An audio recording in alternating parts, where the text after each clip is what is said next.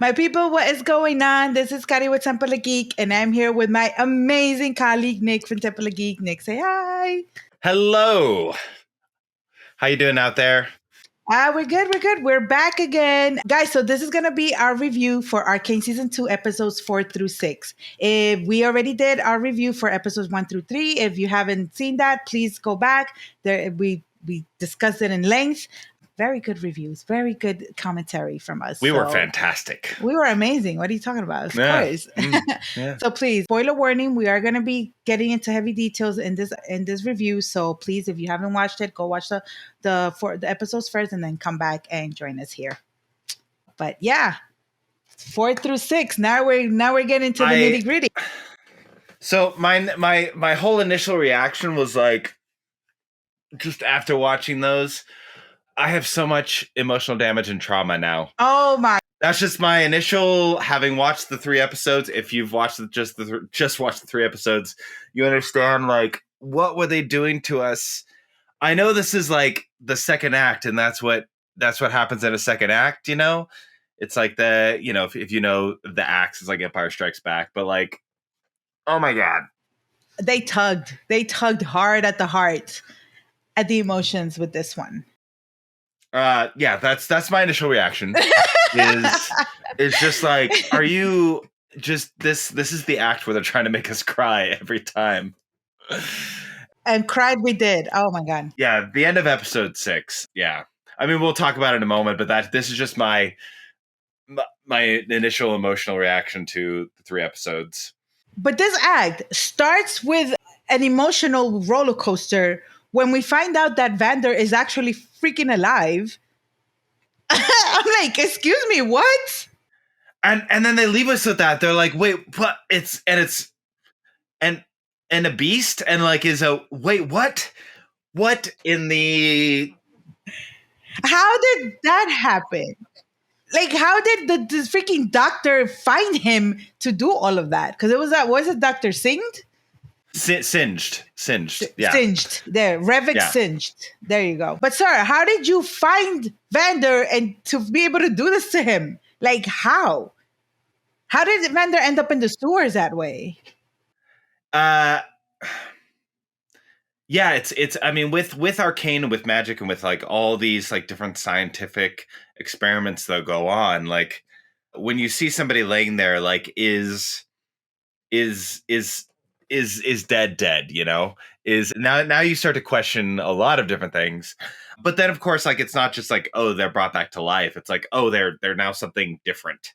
They're now like something altogether, like kind of transformed into something we don't recognize. But that moment with, well, Jinx powder, you know exactly what moment I'm talking about. Like up against the wall, and like, and that moment, and then it cuts, and you're like, what? That is, of all the things, I was not. Never. Oh my god, that was so good. That reveal was impactful for sure. It was wild. That was the most surprising. Yeah, that was the like, no, I am your father moment in Arcane. Yes, that was literally, no, I am your father. Like, yeah. No, it literally is my father. What? How? Yeah. Oh my god. Yeah. Did not see that coming. I mean, pleasantly surprised. Still a lot of questions. Even with, you know, where we end things in with episode 6, there's still a lot of questions with that, but way too much. No, I think that this is why they did it this way with the acts, because they knew that this second act was gonna start everybody with like, what the fuck, and then it was gonna end the same way, even more, and it's an emotional wreck, because that's how you end this act, as an emotional wreck. Because I was crying my eyes out. But before we get into that, the very painful ending. I know. Ending. We'll bring it back. We'll bring it back. But bring it back. You have to get that. You have to get that out first. You have to get that out. Okay, so we start with the way that we get to Vander is because we see that they impose a martial law. So now, and apparently Jinx has become, you know, some type of hero to the people in the Undercity. A symbol, yeah. a symbol of fighting, of strength, of courage to the people down there. And the people are starting actually to paint their hair blue to kind of mimic, to mimic what Jinx is there and stuff. And then we see Aisha also, the little girl, doing the same thing. She wants to be just like Jinx. It's adorable. I love that little. Oh my god, I'm gonna cry already, Fudge. I mean, she doesn't talk, but just the expressions and just the utter everything's emoted in the eyes, Oh my like you gosh, see beautiful everything big eyes. Yes. through her eyes and expression. And like it's one of those like I immediately love this character, and will destroy everything if anything happens to that character.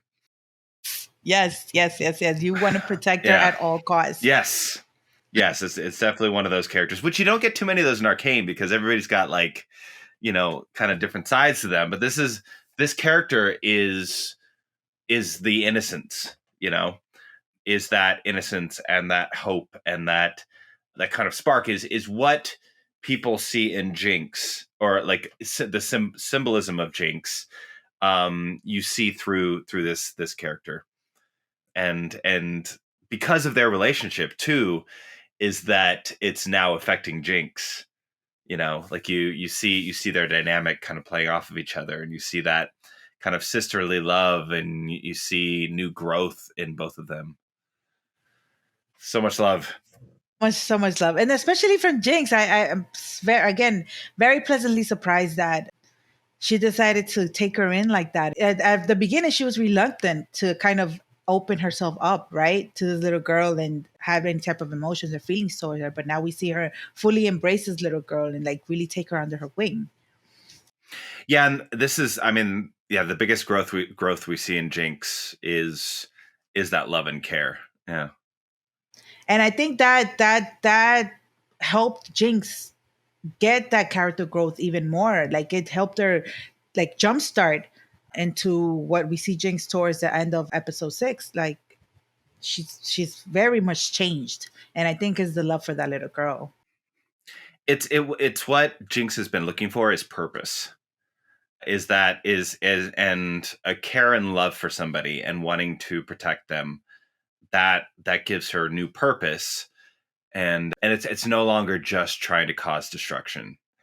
It's you're doing something because of your love for somebody, and I think that's really what's changing Jinx, and you can see that. And as they grow and evolve, and it's really interesting that the little girl like takes the role of Jinx, in symbolism, like to almost not only just spark hope in people, but like to get Jinx to start to be that role.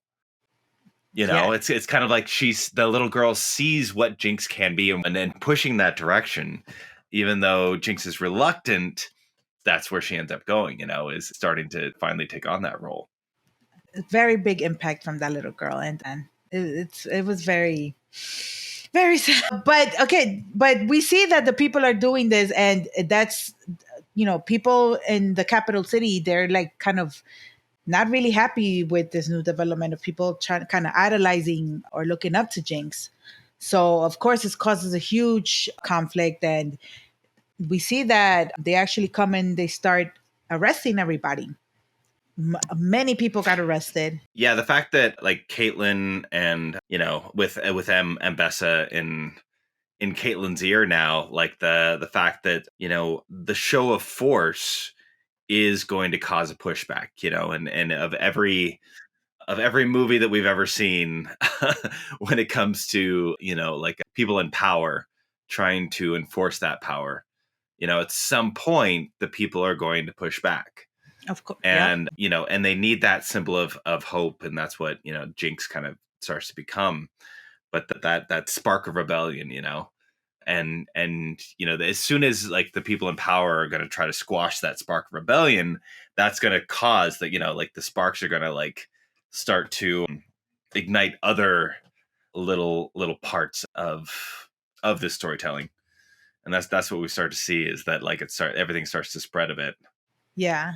And I think that again, that also plays into Jinx's growth, right? Seeing now she's actually seeing people kind of like oh, these people are looking up to me. Like she actually gets to see it because I know before because she's been hiding most of the time.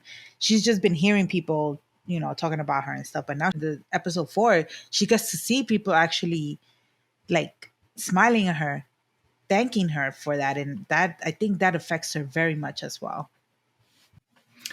And I'm jumping ahead here on this, but in the episodes, but the rescue where Jinx finally like really takes on that role, where and like she's like and a big damn hero or whatever the phrasing is that she uses. She's like, She's yeah, like, yeah, yeah, and I'm like, yeah, here, yeah. and that is like the anti-hero, like, yeah, I'm being the hero. Yeah, I'm a hero. Look at me. I'm here. I rescued you. Whoop-de-doo. And again, this is all sparked out of like the love for somebody, but then deciding to take on the role that person that was looking up to you was hoping you would take is kind of coming full circle on where the relationship is and going. Because that I think Aisha got taken in that raid, right? She got taken in prison. Yeah. And that was Jinx's initial reason to go and try to get these people, to go and try to save Aisha. But then once she gets there, she frees everybody, and then now she sees, okay, it's bigger. Okay, this is real. These people really look up to me, and I'm here actually helping them out. Yeah, and like having all of that kind of tie in like that, her taking on the hero role. That's also when the beast is released because of Singed and like the blood, like also getting taken in that raid and like having the blood to track. And then of course with that big rescue and everything else happening, and then that reveal that we get with yeah, like having all that come to a head of like her taking on the role of hero because of your love for somebody, and trying to help people, not just save the person that you went there to save, but trying to save everyone. And then the reveal of the dad, that just really like solidifies the next path of Jinx, like of now all these things are all kind of coming together for kind of a new direction to take. Now she has another purpose. Yeah. She has another purpose now. Now she has somebody else that she's gonna need to take care of or try to help. Yeah, it's complete role reversal from the beginning of the season, let alone the first season. And you don't see that same like instability, that chaos once those things start to come together. I'm like, she's always going to be, Jinx is always going to be out there, like that's that's not somebody who you're going to be like, yes, that is the person I want to babysit my kids. Yeah. Absolutely not. It's like my kid needs somebody to tell them no. Jen's gonna be like, do whatever you want. Yeah.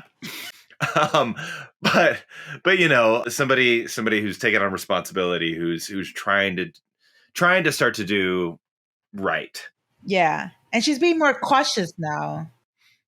Yeah, more cautious, and not deciding to let the trials of life direct where she goes. Try to take the reins a little bit more on her own life, and not just be a victim to the things around you and blaming everything else around you. Yeah, it's kind of like, no, this is who I am. This is what I believe in. Yeah, no, and then on in contrast, we see with Vi kind of regress a little bit, right, from her growth, because she had a fallout with Kaylin at the end of the 3rd episode, because again, Vi being the sister, she's always going to be a big sister, probably first before anything else. She couldn't go through going against Jinx, and of course that created a rift between Caitlyn and Vi. So now we see Vi again in the underground, in the pits, fighting, floating around, yeah, but going full drunk fighting, like you see that a little bit in the first 3 episodes of that potential, but then she just leans into the screw it, life, what is life. Yeah. She went full emo with her black hair. She's like, I don't care, woe is me, with the drinking and the fighting. And again, I don't know, she she's trying to punish herself or just I don't know, but we get her going back It to Yeah, it does feel on brand to her for her. It feels a bit on brand for her for sure. It's like when she, I can see that. At the same time, my brain is kind of like, yes, practice your fighting skills. We're gonna need those. we're gonna need that very much later on. I know, yeah.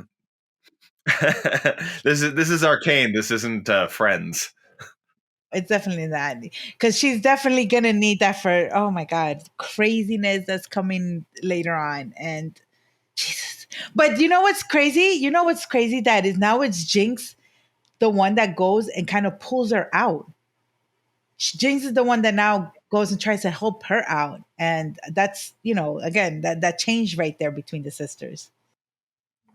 Yeah, and trying to get her older sister that now she's trying to be sisters again. Trying to get her like trust me, like you need to trust me, and so like it's reestablishing that sisterhood and that trust because so much of that trust has been just absolutely destroyed from the first season.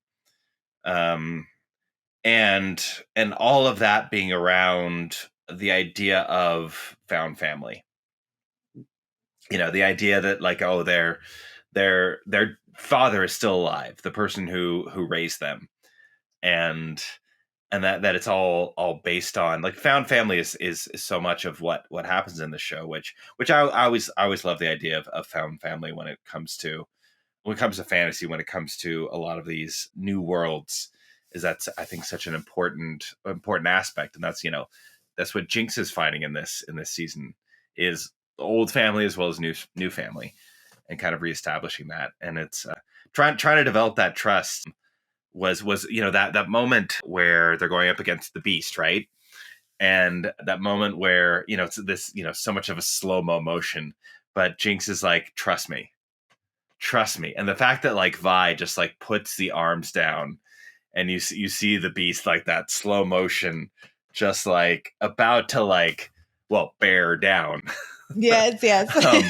Yeah, and you and like your brain's kind of like, oh well, I mean, it's going to be fine, right? But like you still doubt because again, in this show, nobody's safe, especially in second season, which is the final season for some of these characters. But like that moment where that happens, and that just that reestablishing trust there, and not only finding her father again, but that reestablished trust was like all of that coming together was amazing. Yeah, finding their family again. It's very important for them. I think very big moment for them. And one thing that also got me emotional during that moment was the flashbacks that we have of Vander, of Silco, and their mom when everything was. I was like, Silco, you were such a good person. God damn it. It was so beautiful. I mean, I love that they gave us a little backstory because I think that's very important. That was very important for us to understand. Something that I didn't realize, like of course Vi, Violet, we find is kind of probably short for Violet. I believe it was Violet. And then like Vi has that tattoo. I might be pointing the wrong chink, but it Vi, but it also looks like a 6. Um, but then they're all talking to each other in the flashback, and they all gave each other numbers. Like they were like the 4 of them, right? And then of course I think probably maybe the father coming in ends up being 5. Who knows? But Vi being that having that 6 on there, and that I put 2 and 2 together. They didn't explicitly say that, but that was I'm assuming that was the reference. Yeah. Yeah, because that doesn't just mean Vi. I mean, I like the play, the word play that they have there because it does look like Vi, but then it's also, yes, the number 6. I'm like, oh, okay. So now you're saying that. I'm like, oh my God, that makes total sense. That's so cool. I love that. I love that. I love that little detail. But the fact that like Vander being such an integral part of their lives from early on, and like even when parents were around, he was still like a part of raising them.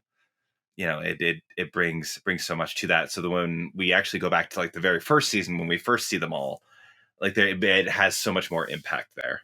It's not just some guy who was like fighting and finds the kids. This was part of their family. and it hits harder. It does. It really, really does. And then, man, like, of course you get that nostalgia feeling of, man, what could have been if things would have gone such a different way. Especially when they just like when they end up hugging each other, like Vi just goes and like hugs Vander Beast, I'm gonna call him that. Vander Beast. And then, oh my God, you see that she needed that. And then Jinx needed that. It was so beautiful.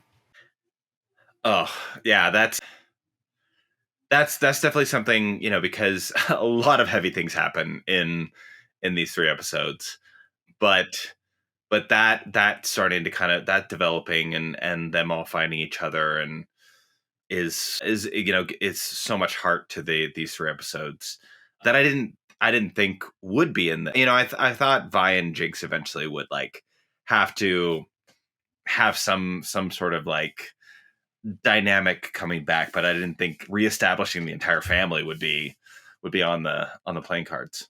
Yeah. No, that was so amazing. I love that so much. That was a very, very nice surprise. Very crazy, but very nice surprise for sure. All right, we got some dark stuff to talk about. What's next? All right, so let's talk over a quick side note about Mel and then again the Black Rose. We see that Mel gets kidnapped by the Black Rose. Again, there's some beef there with these witches and Ambessa. I don't know what it is. We still don't know what it is that these black witches that the witches want from Ambessa and what they're trying to get from Mel as well. We see she gets in prison and they start kind of playing with her mind that her brother's there, her brother that we know that supposedly disappeared and stuff. So that's again another storyline. We don't know what's going on. I'm sure we're gonna get all the answers in Act 3. But again, you see Ambessa, Mother of the Year, right? She's like, yeah, my daughter disappeared, but she's like not even trying to actively try to find her or anything. I mean, Ambessa is like the main villain so far of this season, like whereas like Silco was first season, like Ambessa was like hold my beer, I guess. Hold my Silco Homer Beer. yeah. Yeah, and it's kind of like, well, I can try to annihilate everyone for power, and you could tell like there's definitely history there that we don't know, and a lot happened, and we hear things that may or may not be true about her past. It's hard to tell because of the not brother that we see, the illusion, like how much is true, but maybe there is truth to it. We're not sure yet, but we still see that no matter what, Ambessa is just not good. Like no matter what, it's just doing everything for the wrong reasons, trying to create power, destroy everybody in her path in order to get it. It's and trying to get hands on more power with it, whether it be hex tech or something else. Just yeah. I don't. So far, I don't see good in Ambessa. Nothing. The first 2 seasons has showed me like this person, has has good to them. But maybe a flashback will show something. But Maybe, but she's definitely, like you said, she's a villain. She's the one pulling the strings right now with everything, especially with Caitlyn. Even though we see that a change in Caitlyn finally at the end of episode 6. So I was like, wait. I was like, Caitlyn, wait. Okay, good. Whew, thank God, you came back to your senses. Oh my God. because like even in these 3 episodes, you see that kind of getting darker and darker, and like Ambessa in her ear, like pulling the strings, and I'm like, oh no, please don't keep going down this road.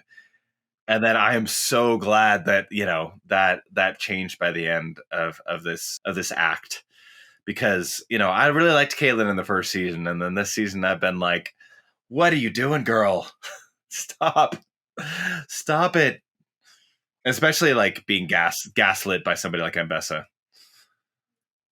I mean, Ambessa knows how to manipulate people so well, how to do everything to anything to her advantage like that. And yeah, Kaylin was there for sure, like letting her do whatever she wanted with her. And then I'm just thankful that she came back to her senses at the end. Yeah, the whole like obvious like get the bad guy to monologue. pretend to be captured and then coax them into monologuing so like the other person Go could and do hear the what they got to truth. do. Yeah, that was really good. That was really, really good. Yeah, as soon as that started to happen, I'm like, okay, there's a play here. Yeah, like Vi wouldn't just do that willy nilly. One interesting thing that we get with Dr. Singh is the reason, his motivation on why he's doing what he's doing, and it's because his daughter is sick and he's like keeping her in stasis, I guess, trying to find a cure for whatever she has. I was like, oh my God, of course. I mean, finally getting a little bit more reveal, like this doctor of like who they used to be and what sent them down this path. And it's definitely one of those things where you can feel pity for, the flashback person. But then, when there's, this uh, talk between like old students and now this person just seeing like all the wrong choices they made because of this, and like looking for a cure, but like at any cost. And part of this show is showing that like doing something at any cost is not the right choice. It's why Victor made certain choices and wanted to get rid of hex tech and destroy things or stop going down a particular route, which of course, like we see Victor going down a very different road this time, but not because he meant to. It's because these things happen to him. But yeah, Singed is yeah, I don't see him like turning a corner. He kind of is down that rabbit hole. Yeah, he's not. He went full Anakin. He's like going full Anakin. So we don't. You don't. You never go full Anakin. No, you never go full Anakin, bro.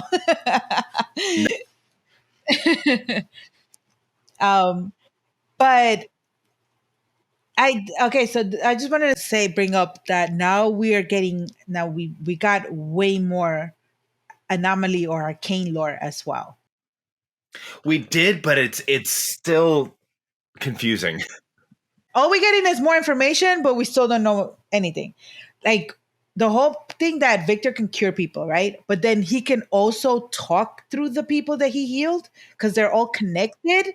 I was like, oh my, well, when we get Jace back, Jace gets spit out again from the anomaly. But then Jace is all like, is all troubled, like what, I don't know. We don't know what happened to him in this anomaly thing.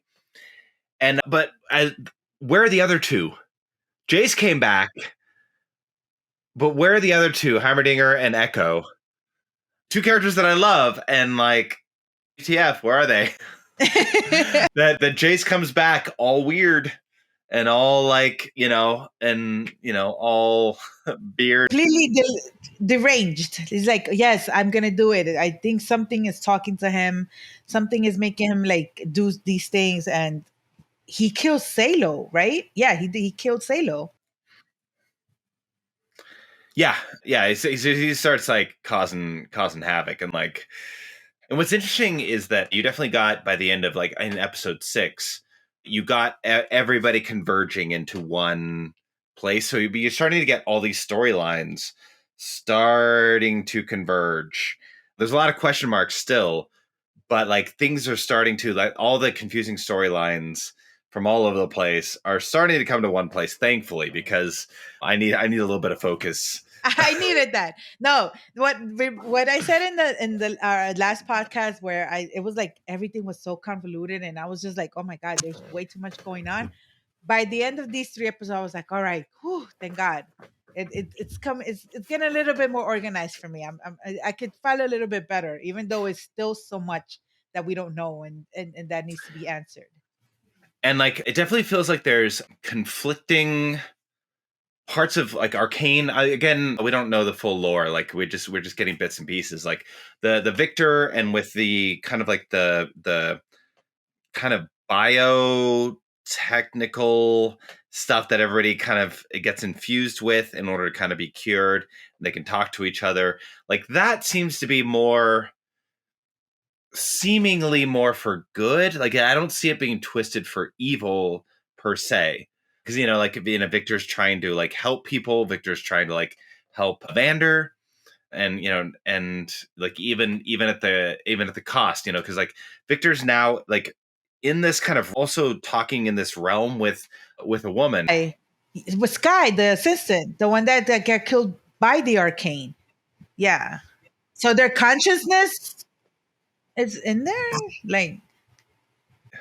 Again, this is like we're getting bits and pieces, but it's because I haven't played the video game or anything, so I don't know if like the lore is explained in that. But it's that's why we're having to talk in like kind of sort of this. But the fact that they're talking, but like that Victor's willing to kind of possibly sacrifice himself to try to help others is kind of like, okay, these seem to be beings for good, and that although he's being idolized in a particular way, he's not acting like an idol to people. He's not like asking them to be like he's not trying to be their savior per se, even though they're treating him like that. So but it's still a little fuzzy on the dynamics there. Because I think because they have like a hive mind. They share a consciousness, right? So yeah, they don't see Victor as it's not like a cult in the total sense of the word, because it's not like they're going like crazy, and it's just I don't know, it's weird, but in a like community. Yes, that's what I was gonna say. Like bees, yeah, with the mama bee and stuff, and they're just working together. They know everybody does their part so the whole beehive actually essentially functions and thrives. And the fact that what Jace is dealing with like is definitely dark. Like I don't think there's any question there. Like whatever's going on with him is like is not good. And we definitely see that by the end of the episode. Is like he's the fact that we talk about it now because we're talking about the two of them, but like what happens to Victor,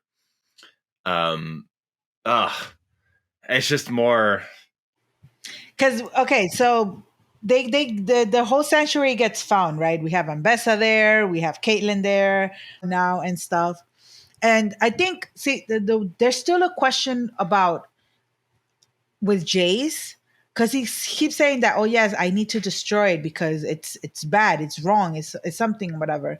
So I maybe kind of question that maybe the anomaly, what happened to Victor, was not supposed to happen. Hesek is not supposed to exist in with these people, and I'll tell you why with this quote that Victor said at the end. Because humans don't know how to act. They can never have something good because they're always going to try and corrupt it, and that's why we get the whole, when Victor died, he said that which inspires us to our greatest good is also the cause of our greatest evil. that hits hard, right? And that's like real his life. and Jace's relationship, like their whole dynamic was based around that, about their curiosity and their wonder and trying to do good, all through season 1, and the fact that it ends like that is absolutely heartbreaking. That relationship there, like Jace didn't even think about it twice. He just went and listen. I was sent here, and this is what I have to do. Which obviously he's like probably being controlled by something. Again, the change, because in season 1 it was Jace, so it was Victor, the one that was like, no, we got to be cautious, and Jace was like, no, this is technology, we gotta learn about it, we gotta use it, but then now in this season, Jace is the one that wants to like completely stop anything that has to do with the anomaly and with Arcane and with Hex Tech. Yeah, that doesn't go well for anybody. Like still, even so, he goes with Heimerdinger and Echo, and then comes out this thing, whatever it might be. And it seems like he was there for a very long time because he has the long hair, he has the beard. So how does time work in this space? It's hard to say what's happening with what's happening with him, what happens with Mel. There's a lot of question marks on that will hopefully be revealed in Act 3. Yeah, that the fact that everything in these 3 episodes converge on this one place, because then you've got Ambessa, and at first with Kate, like coming to this and going to basically just annihilate everybody unless they get what they came for. And they now want this beast, always looking for power, always looking for something that Ambessa's always looking for, that the new for how to destroy everyone. And thankfully, Caitlin turns that leaf, but the fact that Ambessa's like still full tilt on just causing havoc, and when everything just ignites in that episode, because they try to go after Vander, and that's when everything just like goes absolute chaos. Bonkers. Yeah. I mean, the main thing I have to say, like, obviously with everything going crazy, like, yeah, one of Ambessa's like main people ends up getting I'm guessing probably dead, because with Vander protecting, and we're being worried about Vander, like what's going to happen, like now that his like treatment or whatever isn't finished. You're worried about that, but like the fact that like father protective side kind of takes over, which is fantastic. I love, I don't want Vander to like be lost again, because it's like, we already lost him once, don't let us lose him again. But oh man, the final, that final moment, yeah. If you saw it, there's where it leaves off. The Oh my god. Yeah, like just mimicking Jinx, and just firing into the air. Like, we don't know, but there's a huge explosion. There's a huge. What else? We don't know, but just the fact that I don't know, that's how much of an impact Jinx had on her and that little girl. The inspiration that Jinx, big like, damn hero. you know what? Yes, be the hero. Like, it just clicked on her. You see it in her eyes, when she starts realizing, oh, this is what I have to do. And oh my god, I'm already getting teary-eyed. They ended episode 6 right there. Obviously, we don't know, like as we can see from season 1 to season 2, there's some people that can survive things like that. We've already kind of established that kind of thing can happen, and I wonder how much, like, the small amount of hope in me, because like how much emotional damage are we going to have going into episode 7? Obviously a good amount. But with her being next to Vander, right, a big beast firing an explosion, like, is there a chance? Is there a chance that fatherly instinct could have kicked in, or like is that possible? And that's my like crossing the fingers. That's like my like, is Han Solo frozen in carbonite? Is he going to be fine?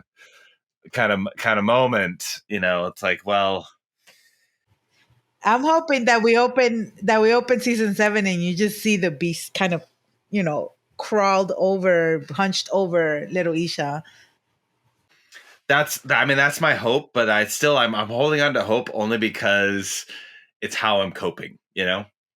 That's my like coping. Sometimes when we watch things, we have to cope in particular ways and create our own little like our own little possible storyline on ending on a moment like that.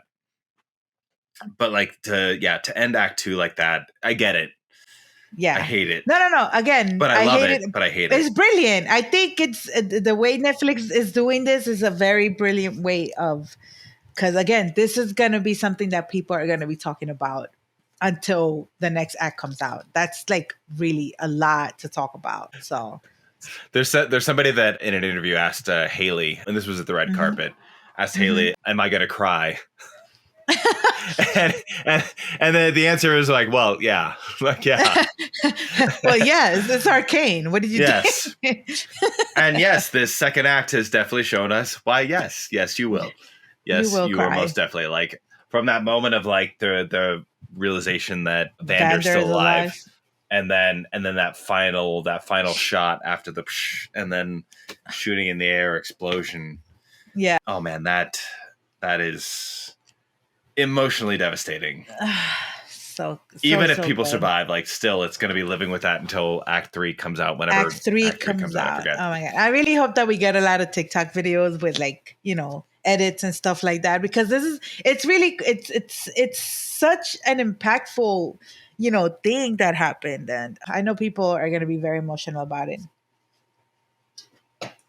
And just how they take a character's from a first season like Powder and with just a gesture like that, and how you can start to imbue that onto somebody so full of like so young and youthful and full of like hope and love, and just have a moment like that, and just to see that all of that expression, all of those like that love, that care, that hope, that good on somebody's face before a moment like that, that's more than anything, that's what hits hard, is that they're in that moment, they're making this choice, but you have to wonder, like, because they're so young, like, do they really fully understand what choice they're making?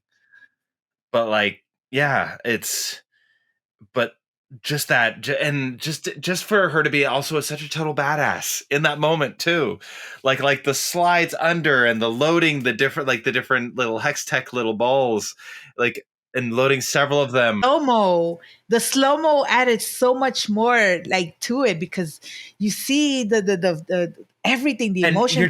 You just know what's happening, and you're like, no, like it's an amazing moment, but you're just like, don't, oh God.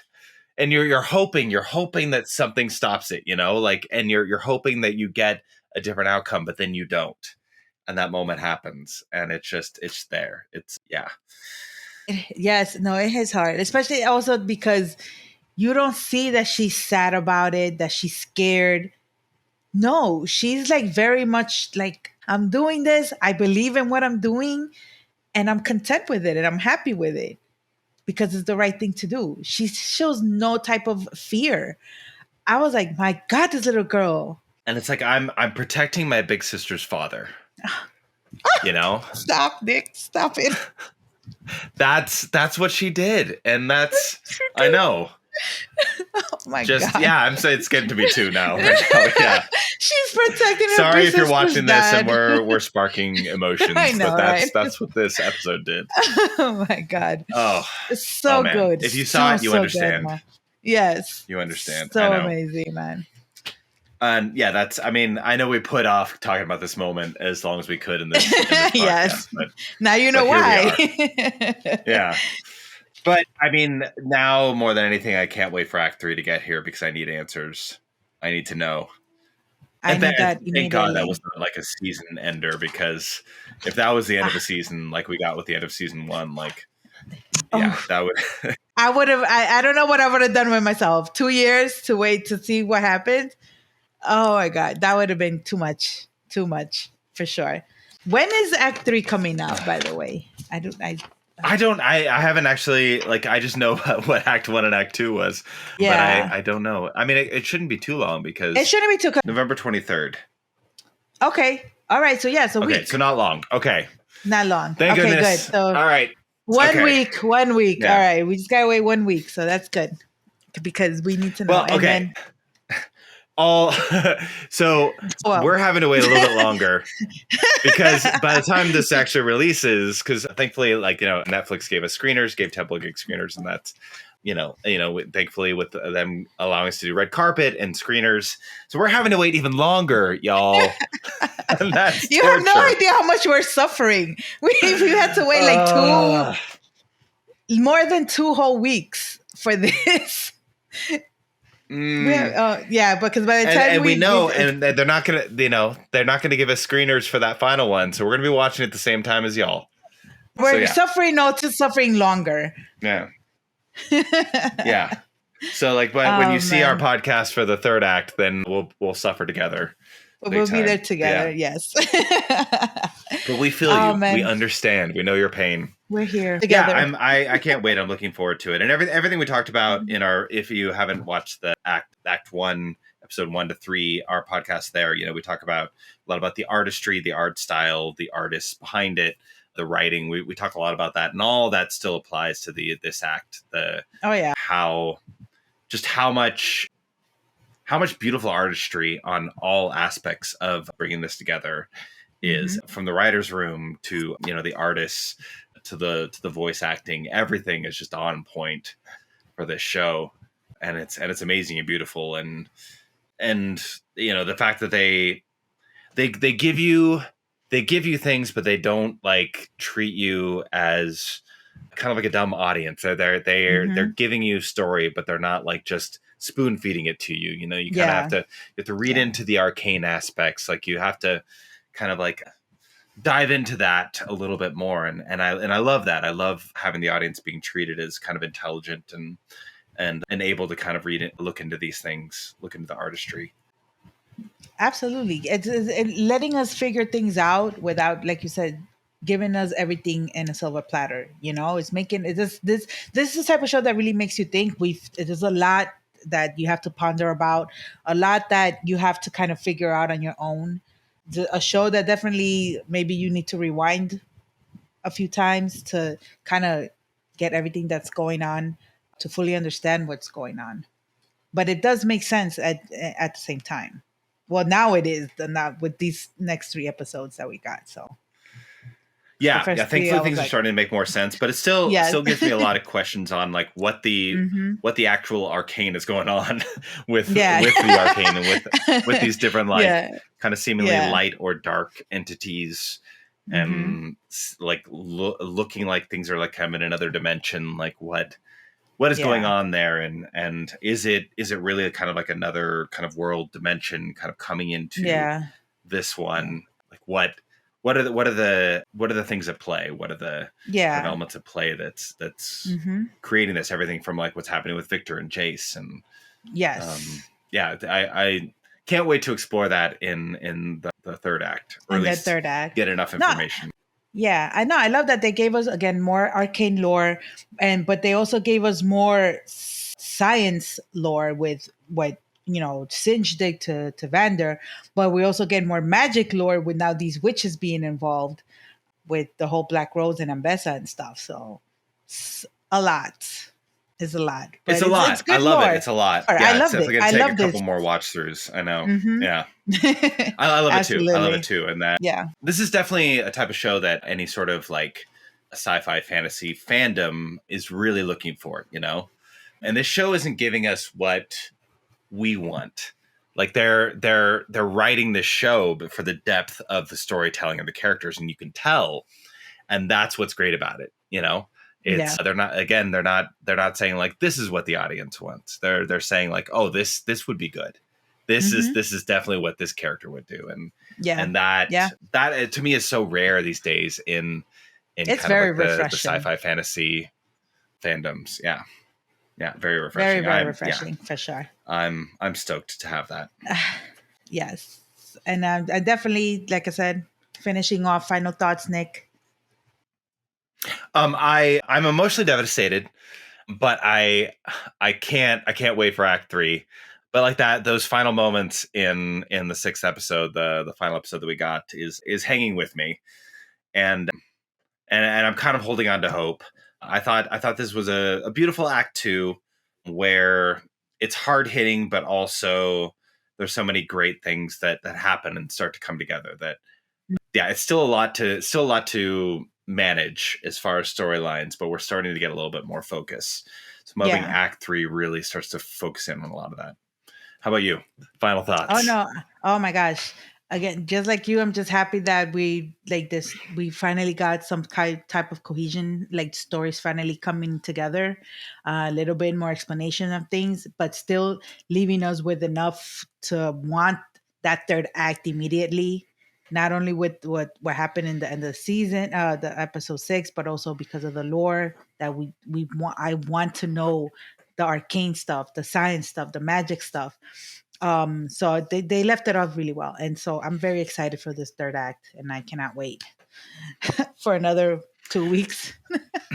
That being said, it won't be that long for all of you. So as soon as Act 3 comes out, we'll be coming at you with our thoughts and kind of talking over the show, and hopefully less emotionally devastated. We'll find out. Who knows? Who knows how they're going to end this season? All bets are off. But if you watch this far, be sure to like the video that you're watching, and if you can subscribe to Temple of Geek, that would be fantastic. But yeah, come see us for Act 3 because we're we're all in. We're all in and we can't wait. Absolutely all in. We cannot wait, and just come and grieve with us because I'm pretty sure it's going to be a lot, a lot. Not everybody's going to survive. That's what the show has shown me. Yeah, like nobody's safe. So cross our fingers and hope for the best. Yeah, no, absolutely.